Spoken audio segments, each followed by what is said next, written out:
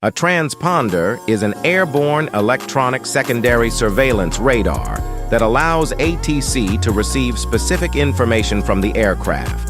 The ATC radar sends an interrogative 1030 MHz radio frequency pulsed signal. The aircraft answers on the 1090 MHz radio frequency with another pulsed signal. Transponder modes. Mode A sends an identification code, squawk. Mode C adds altitude data via a pressure altitude encoder. Mode S, selective interrogation. This mode prevents signal interference by addressing each aircraft individually. It supports ADS-B, Automatic Dependent Surveillance Broadcast, which continuously broadcasts precise GPS-based position and velocity data.